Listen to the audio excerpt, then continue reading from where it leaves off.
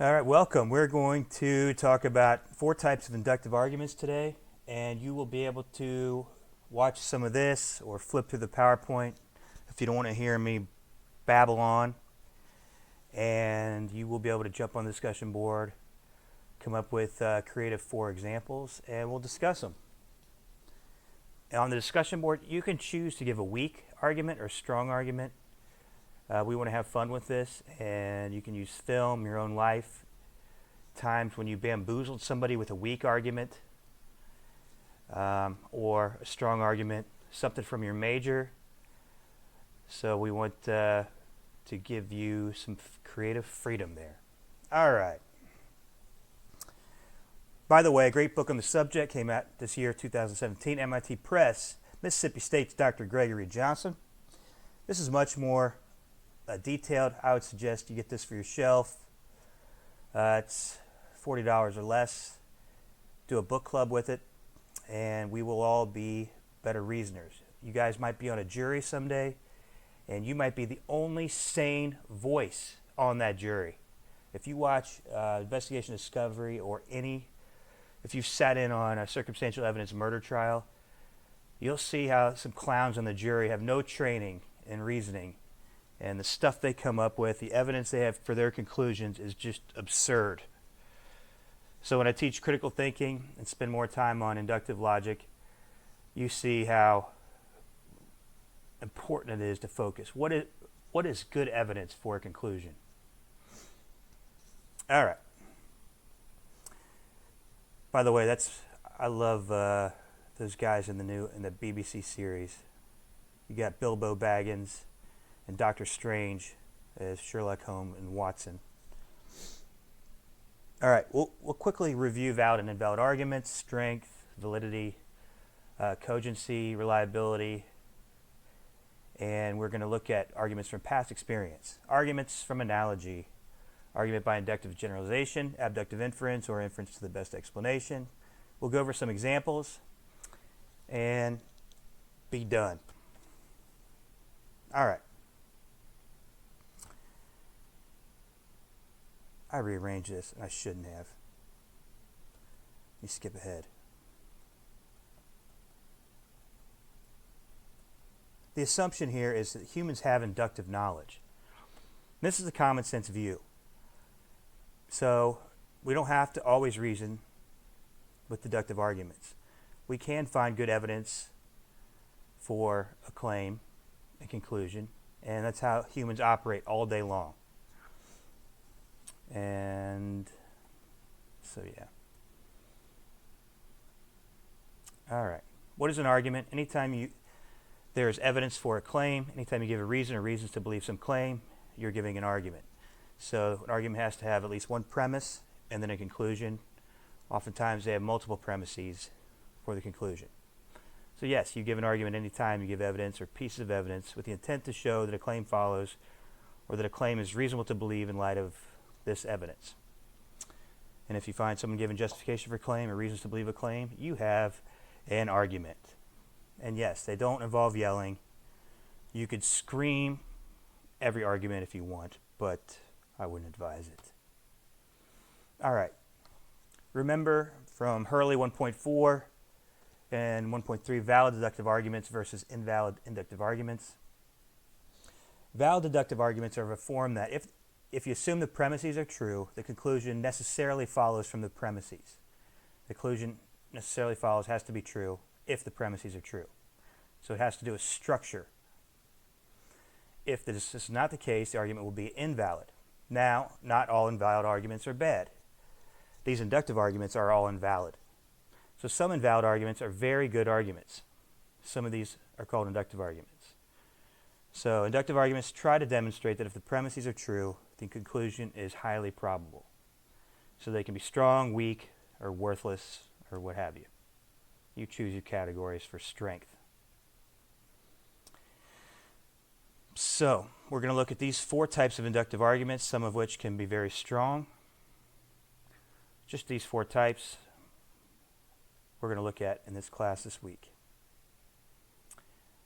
So what is knowledge? This is a question for epistemology. If you remember 4 branches of philosophy. Epistemology is the science of knowledge. So we want to know what counts as good evidence for a claim.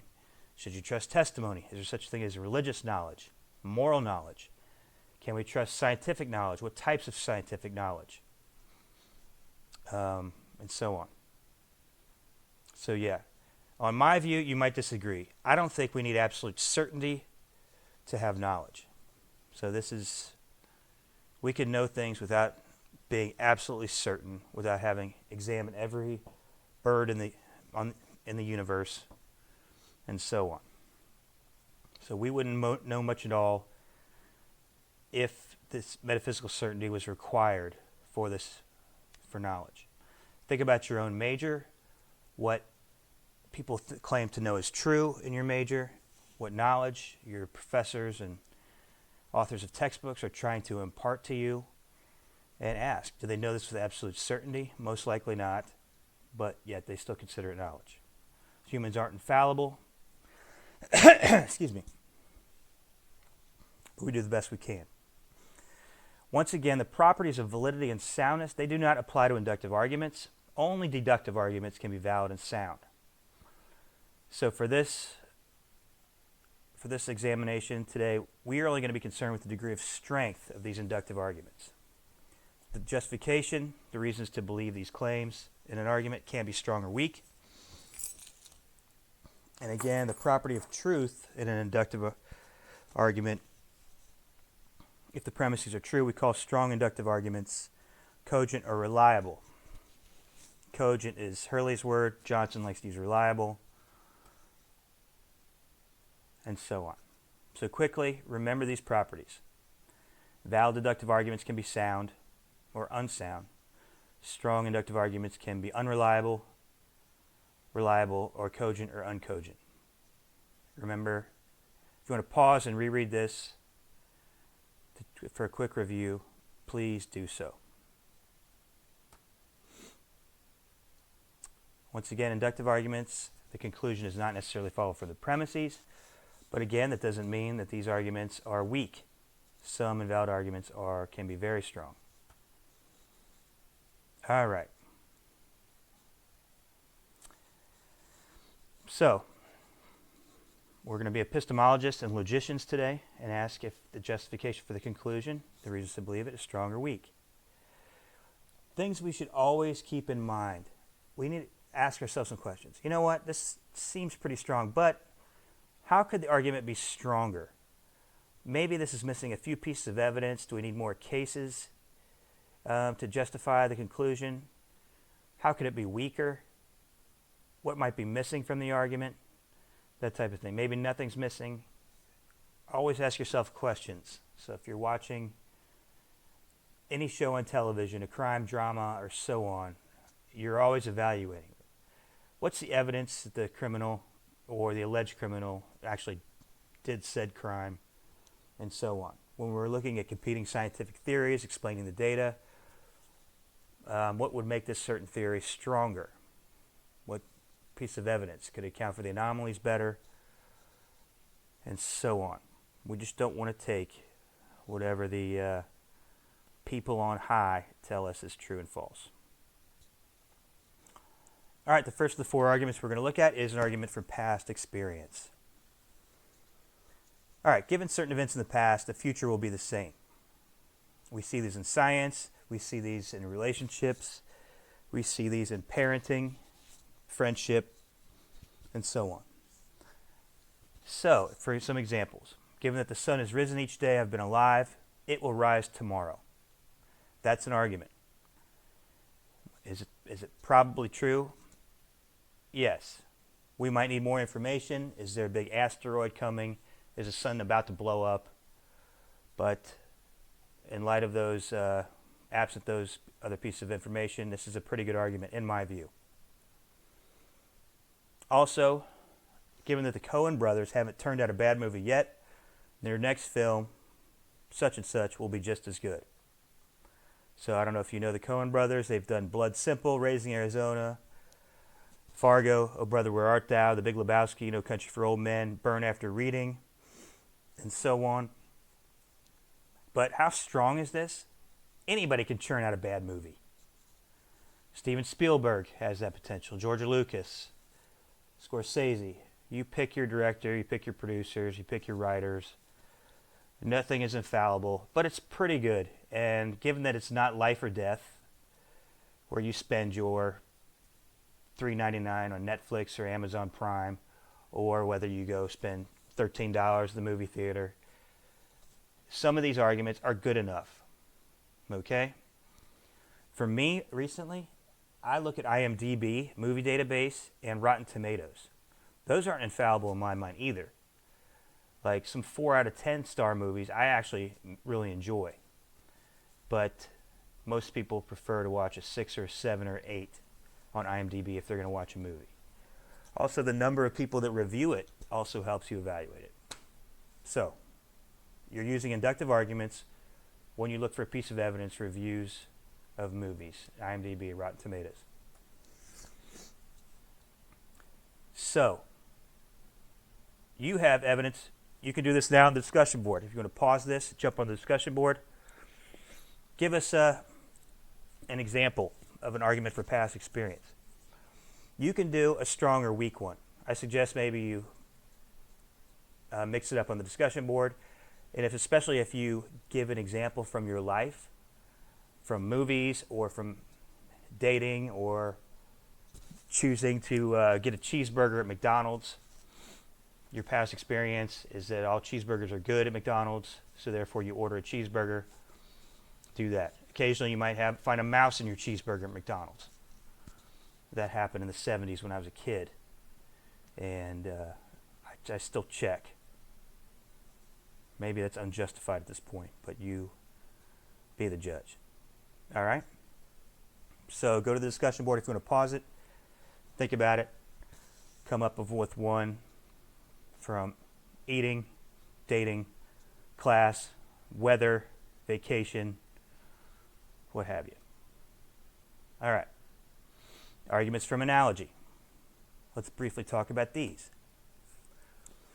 All right. Analogical arguments proceed from the similarities of two or more things in certain respects to their similarity in some additional respect. So these arguments take this form. Items A, B, and C have characteristics X and Y. A and B have characteristic Z. Therefore, C probably has characteristic Z also. You notice this is not a deductive argument. You see the word probably in the conclusion. That's an indicator word that this is an inductive argument. All right. Now, all analogies break down sooner or later. We just want to know if they can do enough work for us to make that conclusion probable. So, we have the informal fallacy where we avoid the false analogy. So it's an informal fallacy.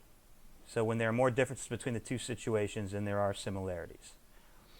So if I have a 1980 gas-guzzling car that is blue and my friend has a brand new compact car that is blue, the similarity in color is not sufficient to conclude that my car will get the same gas mileage as her blue car.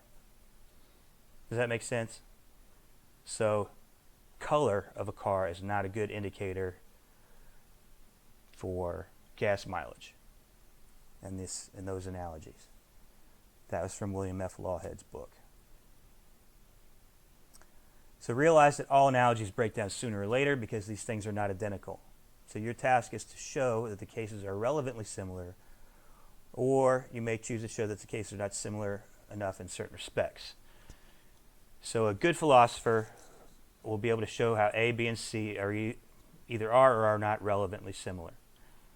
Now, we can bamboozle our friends and family members, our co-workers, with bad arguments by analogy. It happens all the time. So when someone gives you an argument from analogy, with your sharp mind, you can evaluate it and say, wait a minute, that either is a good argument or is a poor argument by analogy. So you see these in politics all the time. In 2008 election, you guys weren't born yet, but you have this John McCain is like Bush. So a vote for McCain is like a vote for Bush. So we don't want a third term of Bush. A vote for Hillary Clinton is a vote for a third term of Obama. Now, maybe the two politicians, Obama, Clinton, Bush, McCain, are similar enough, but you just can't accept that bumper sticker argument from analogy at face value without evaluating it.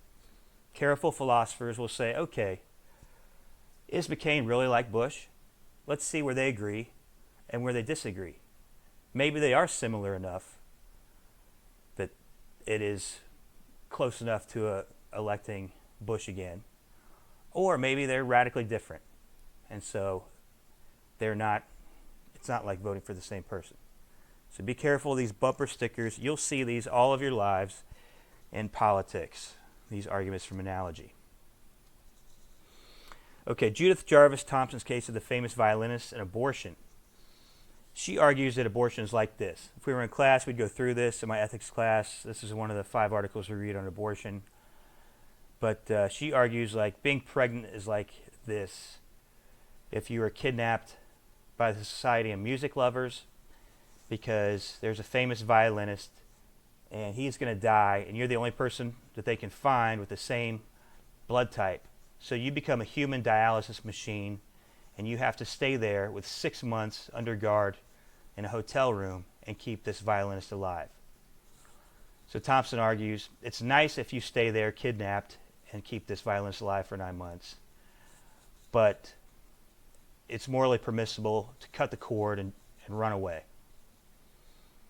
All right? Personally, I think that's a horrible analogical argument for abortion. Abortion is more like taking an axe and chopping up the violinist in your hotel room. And most people would not just run away. They might call 911. They might get on Instagram or Facebook and say, hey, I was kidnapped. There's a guy here that's going to die. Anybody have the same blood type? And so most likely they would try to save the violinist. They wouldn't kill him right there. So anyway, I have more problems with it, but that's good enough for now. So I think Thompson, that's the most famous article read in the last 30 years in philosophy. But I think there's just such serious problems, it's not even close. It doesn't help us work on this abortion issue at all. All right. I was a history and political science major, took a lot of classes on American foreign policy decision making. President John F. Kennedy's war cabinet said Vietnam is just like Laos. So, I don't know if you guys have studied this, but in the 60s in Southeast Asia and around the world, we were in the Cold War with the Soviet Union, all these Marxist regimes, and the more they became communist, the more problems we had, and so we did not want the world to become communist. And so we were afraid, wow, Laos became communist, Vietnam is just like Laos, and so we have to stop the falling of dominoes so all of Southeast Asia doesn't become communist. So you see McNamara there on the right, top picture. By the way, excellent documentary with him in it that I use in my classes. All right, so is this a weak or strong argument? You be the judge. You have to compare Vietnam to Laos, political conditions, and so on. And beware of analogical arguments that are bad, that just keep drummed in your mind like bumper stickers. And so you don't use reason to evaluate it. You just say, oh yeah, Vietnam is just like Laos. Okay? All right. A famous example, David Hume attack on the design argument for God's existence. So let me just read this quote. It was common in the 18th century to argue for God's existence from the evidence of design in the world. It was said, for example, that the regular movements of the planets were like those of a clock. Because a clock had a designer, so the universe must have had a divine designer. Skeptic David Hume countered by saying, in effect, that this argument committed the fallacy of false analogy. It picked out one analogy in preference to many other possible ones. All right, you be the judge. By the way, there are many different versions of the design argument. Many of them now take the approach of inference to the best explanation. This thing looks like design, so you might combine argument by analogy, and also an inference the best explanation. What's the best explanation of this?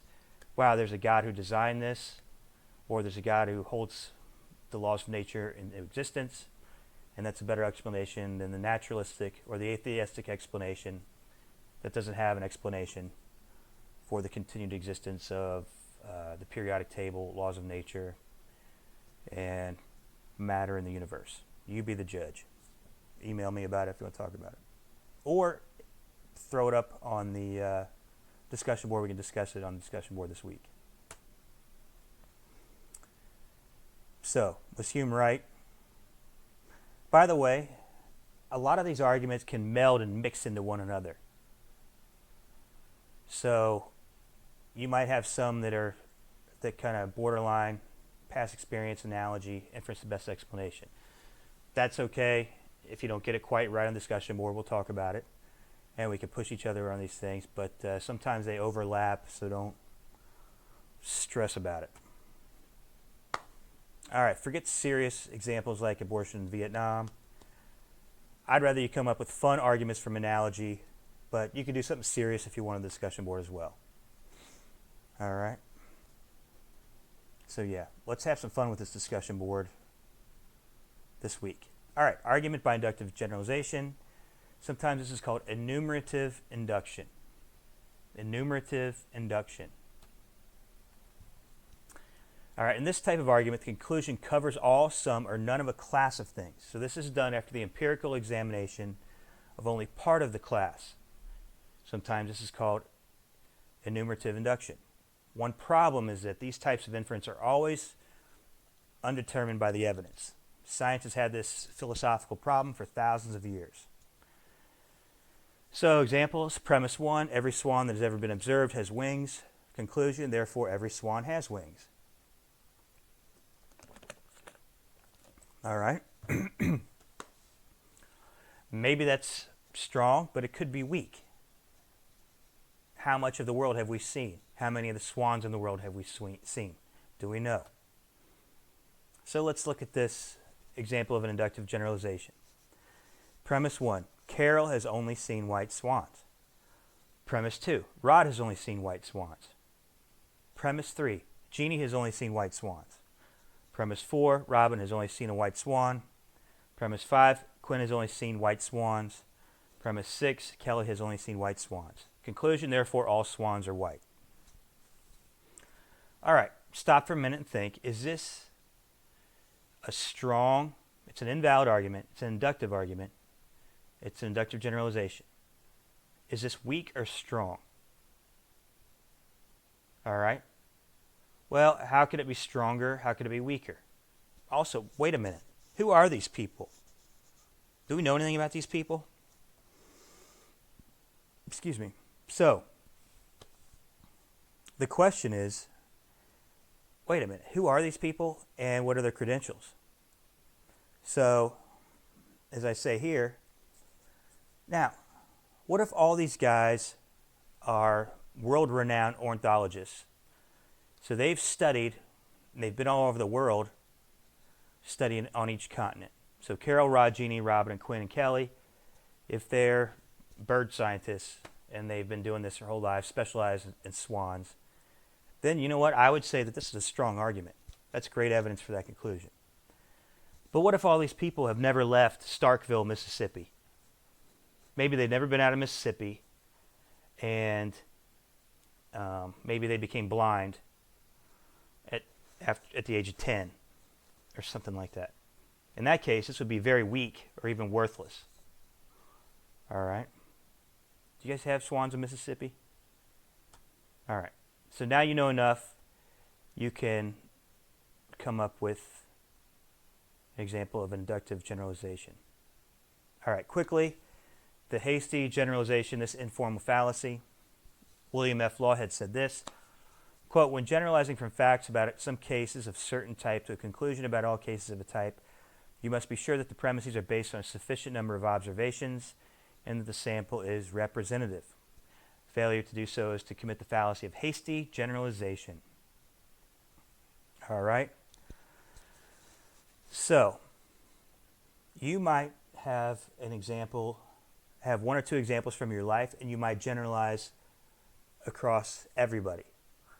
Now, I've seen this with racist people.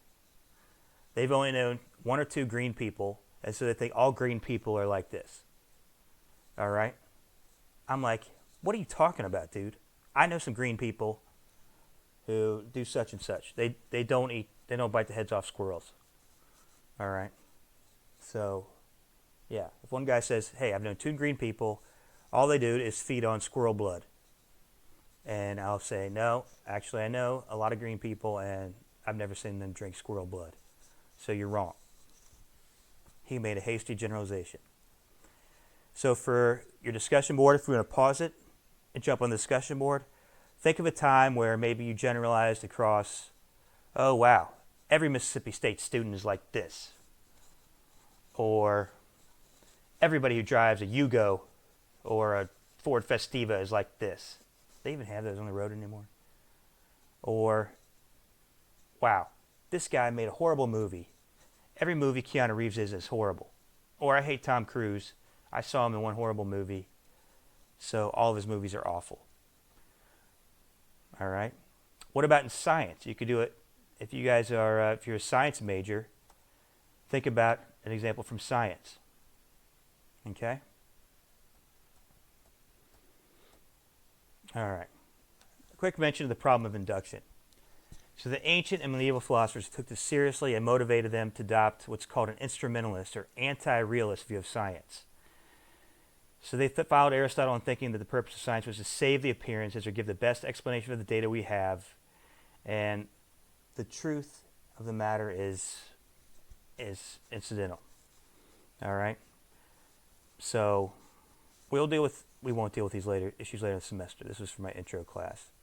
The key thing to understand here is that every inductive conclusion is underdetermined by the evidence. It is based on the evidence we have at the time. One simple case of something looking at a black swan could show the conclusion to be false. All right? Premise 1, here is Aristotle's argument. Mosquitoes show up when the pond water is present. Premise 2, mosquitoes don't show up in the dirt. Premise 3, mosquitoes don't show up on rocks. Conclusion, therefore, mosquitoes come from pond water. All right? So, we know that, questions we need to ask. What would it take to find out if the flies did not come from pond water? How many observations? So, imagine that every human stayed up for a 24-hour period looking at dirt, pond water, and rocks to see if mosquitoes showed up. Would that be enough to prove that mosquitoes only came from pond water? All right? So, you be the judge. Come up with some example. If you want to use, if you know your major and the history of your science, give an example. That might be fun.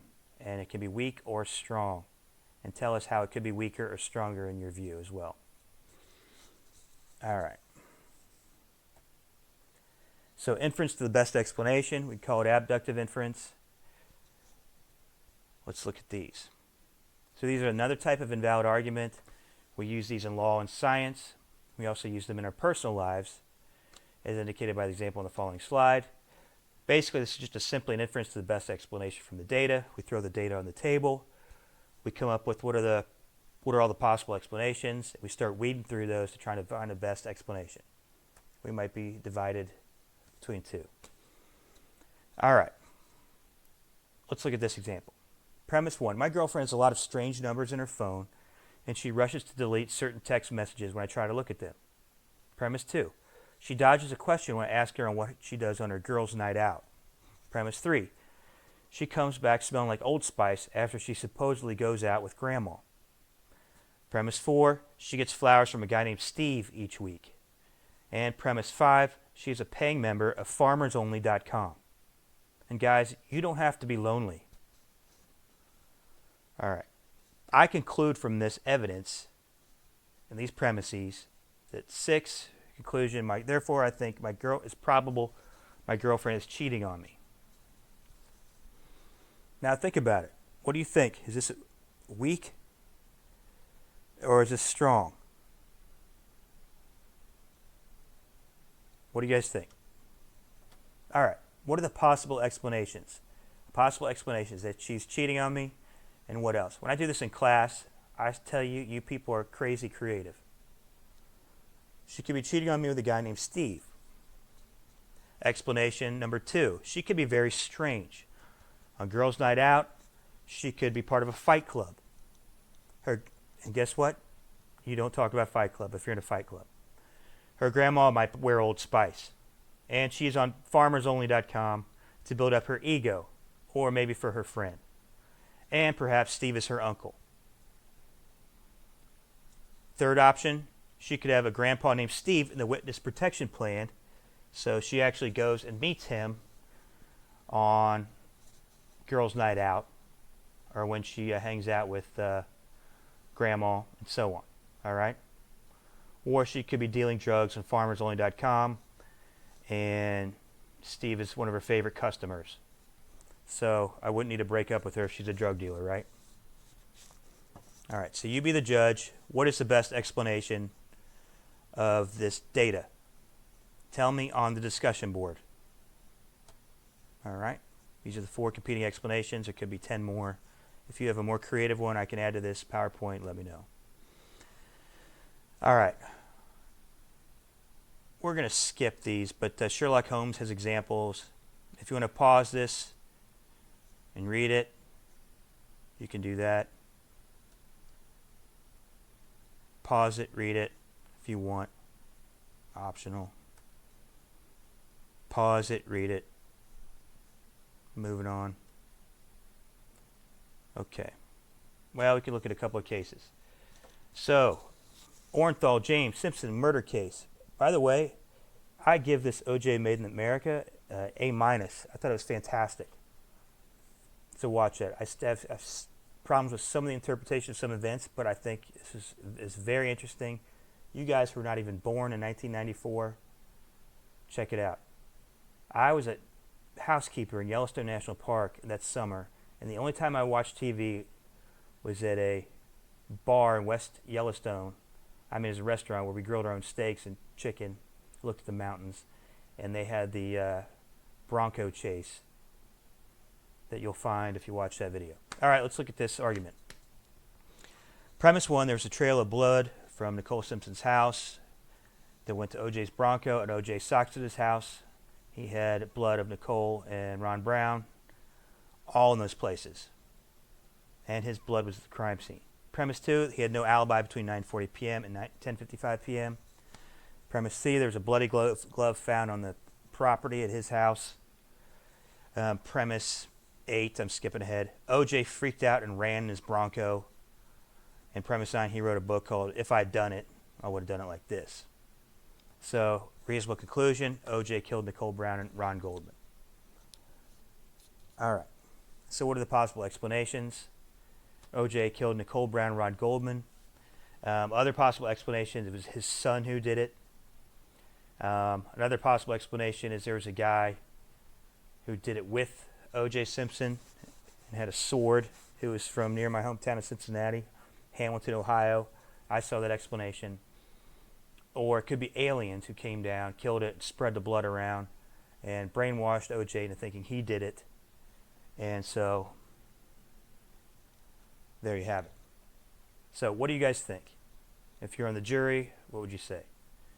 In the criminal trial, he was found not guilty. In the civil trial, he was found guilty. So, the jurors disagreed in those 2 different cases. All right. Let's go to science. Steady state theory and Big Bang theory. You had 2 competing theories of the universe's cosmology excuse me, in the middle of the 20th century. Sir Alfred Hoyle, he was a major proponent of the view that the physical universe is eternal, existing in a steady state. This is Aristotle's view and the view of many people for thousands of years. All right?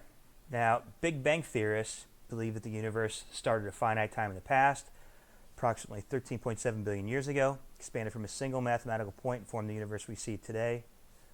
So there was nothing, and then the universe came to exist. All right. I forget the name of the Catholic scientist who actually proposed it to Einstein. Einstein laughed it off. And he's like, no, I think this follows or could be true from your theory. And he's like, nah. But Edwin Hubble came up with this. He started looking at the redshift of light, stars, and galaxies. So it seemed that the universe is expanding at a decelerating rate. Just like if you put a bunch of dots on a deflated balloon and blow it up, all the black dots are going away from each other. All right, so the biggest evidence for this, the background radiation noise that was thought to be left over from the initial Big Bang. This was a straw that broke the camel's back in the minds of members of the scientific community. It was resisted for decades, and some scientists say, why did people resist Big Bang Theory in the 20th century? Because it sounded like Genesis 1:1. In the beginning, God created the heavens and the earth. And so a lot of these scientists are like, whoa. We don't want to run to this scientific theory, the Big Bang Theory. This just sounds like the Bible. So they resisted it, but then in the 1970s, a crucial mass of scientists came to believe it. And they said, they think the evidence is sufficient to show this is true. Now, interesting, Alfred Hoyle went to his death in 2001 claiming that he still believed in the steady state theory. Now, there are anomalies, there are problems with the Big Bang Theory. So, remember in science, theories are always underdetermined by inductive arguments, especially when you have these historical theories where you can't repeat this stuff in a lab. All right, so there's a lot of speculation that goes on. I had a buddy who was a physicist at the University of Cincinnati. He just said guys would come in and just give these theories, and he's like, it's all I could do to keep from laughing at the crazy speculations that are coming out of their mouths. Now, maybe that's what we need in science, but you be the judge. So, like one major problem with the Big Bang Theory, the temperature in every corner of the universe is the same. But if the Big Bang happened, this should not be the case given the second law of thermodynamics. It should be hotter in some places, colder in others. All right? But yes, there's still some anomalies. We still haven't worked out the four laws of physics, how those were combined at one in the beginning, and then they split off after the singularity. You guys study this. You tell me. Let's talk about it in the discussion board if you want. But anyway, scientists don't reject their theory in the face of just some anomalies. So most people modify theories, and hopefully they're not ad hoc adjustments to save the theories to explain away things. All right.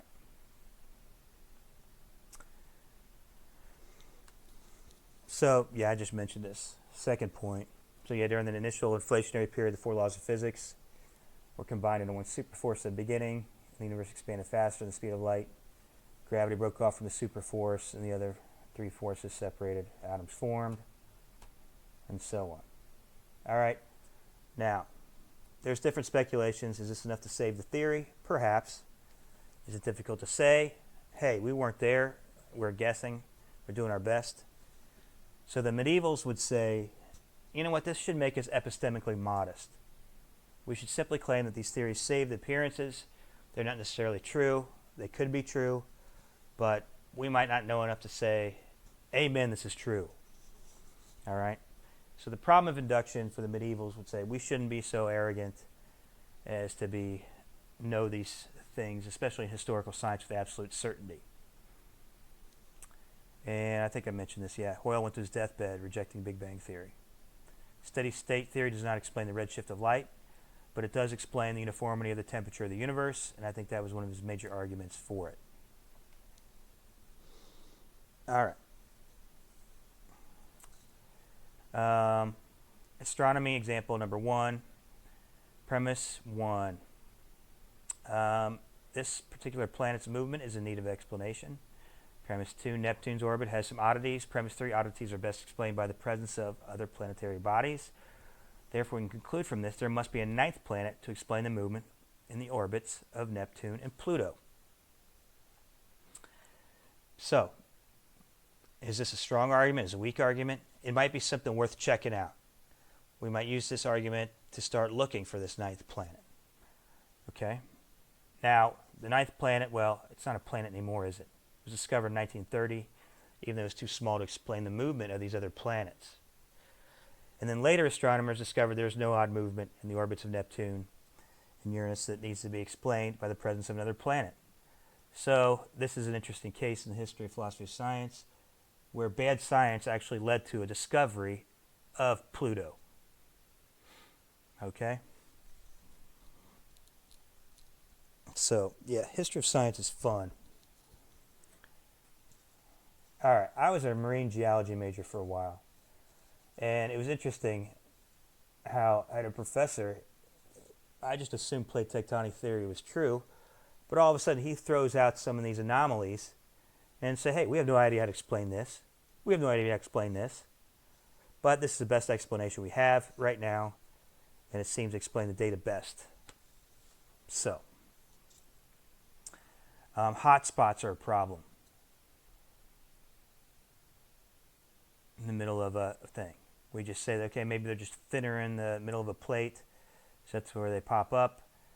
But volcanoes show up on the edges of the plates everywhere else. So that's why hotspots were seen as an anomaly. If you guys are geology majors, jump on the discussion board and tell me what current science is saying. All right. So if you want to pause it here and come up with your abductive inference, inference the best explanation, you could use something like the cheating girlfriend thing, a real problem in your life you had to figure out. If you're a parent, you're trying to figure out who broke the cookie jar. If you're trying to figure out which of your roommates in your sorority house stole your hat, or fraternity brothers, or what have you, use some kind of interesting case where you have data and you have many possible explanations and you're trying to come up with the best one. All right? So go to Gregor. I used to use this before it was actually published. So now it's MIT Press. Go get it. So if you look at the PowerPoint, Stanford Encyclopedia of Philosophy, Internet Encyclopedia of Philosophy are great resources. Problem of induction. If you want to look that up and talk to me about that discussion board, let's talk about that. Now, I did want to mention Richard Swinburne. He's one of my top 5 favorite Christian philosophers of the 20th century. I met him in LA back in 97. He says, we should follow these principles. Keep these in mind. The principle of credulity. That things are the way they seem to you. We have to assume this, and we should assume these are true unless there's cases where there's clear evidence against these assumptions. So in order to make any progress in knowledge and induction, Hurley talks about the uniformity of nature, if you remember back in 1.4, where he argued, yeah, we're going to assume nature is going to be the same tomorrow. We have to assume the periodic table is not going to change, and there'll be 5 elements tomorrow. We have to assume, Hurley's example is sugar, that sugar is going to taste the same tomorrow. We're not going to change chemical composition. And in order to have any inductive knowledge about tomorrow, we have to make all kinds of assumptions about the uniformity of nature. Here are 3. Let's talk about Swinburne's principles. The principle of credulity. Things are the way they seem to you. Principle of testimony. We should trust others' reports about their own experience, unless we have good reason to believe otherwise, that they're on drugs or they're trying to lie to us. And the principle of simplicity. We should prefer the simplest explanation and assume others are like me when they give a report about their experiences. Now, simplicity, if you guys have heard of Occam's razor, he used this in Science, William of Occam. Or a principle of parsimony. There's many different forms of simplicity, so you'll, if you take a philosophy of science course, you'll learn about different types of simplicity, and this parsimony. So it's not quite clear what the simplest explanation would be in a certain case. Could it be, but we can beg off on that. All right. Pause it, read this radical postmodernism thing here. Basically, this is a view that there is no truth, that people in power create knowledge, and so on. To some degree, this is possible. This actually does happen. People who write the textbooks, the victors rewrite history. So this is why logic is so important. We got to know what a good argument is, what's good evidence for the conclusion, and so on. All right? But just a couple more words on this. So things are the way they seem to you. I should put this on the discussion board. This is more interesting and valuable. And to give you some cases of this. All right, we're going to quit here. I've babbled enough. All right, so again, let's get on the discussion board. I want you to come up with an argument from past experience, argument from analogy, argument from induction to generalization, abductive inference. You can choose if you want to talk about your own life. We'll get to know each other better that way. Example of a weak one or a strong one that you've used in your life, or if you want to appeal to your major, or if you want amusing. You have these all day long in movies and television. If you're going to spoil a movie or television show with this, put spoiler alert in your subject heading of your post. And yeah, let's get in there and talk about how arguments can be weaker or stronger. All right. And don't forget Gregory Johnson's wonderful book, Argument and Inference, An Introduction to Inductive Logic. Check it out. All right. I'll see you guys. Pause this. All right. Today is September 6th, 2017. I'm coming to you live from Cincinnati, Ohio. All right, bye.